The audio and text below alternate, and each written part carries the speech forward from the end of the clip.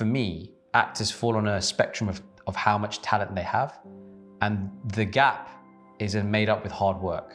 And then you add time, and then you just grow into it. And if you keep at it and be consistent, time and you will just overlap. My name is Jaz Singh Deol, and I'm a self-employed actor who's been in the industry for more than 10 years. I used to be on EastEnders, and I played a character called Jaz Singh Deol, and he's probably the most culturally specific character that's similar to me. He's a turban-wearing Sikh man who's of the Sikh faith. My family is Sikh. Just his essence and his character and his being, I think, taught me how to be a better man. Developing empathy and seeing different points of view, even if you're playing a character that's doing something completely against your morals, why did they do that? There's still some understanding. And I think every part I've done, I always want to take it as a way of trying to understand a bit about the world. I say I've been an actor for 10 years because my first break started in 2012. And one night I was pretty miserable because I was going, okay, how do I get in this industry? How do I get a good agent? I was at a loss because if you need to get a good agent, they need you to be in a show. But in order to be in a show, you have to have an agent. There was a casting website which you had to pay £20 for the month.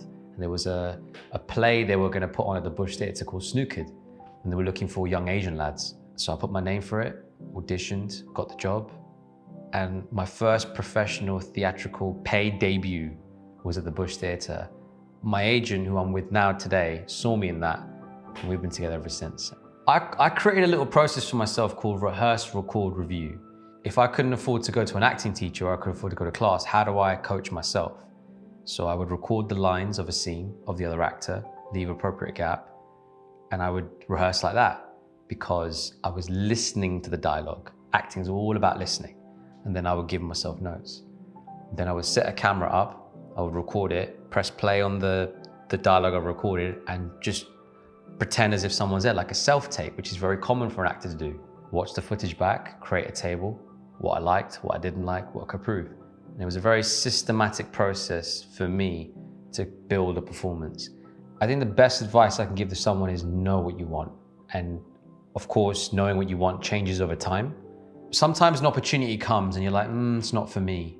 But then it's life saying to you, no, you need to do this. EastEnders was something I was very hesitant about, but doing it made me the actor I wanted to be.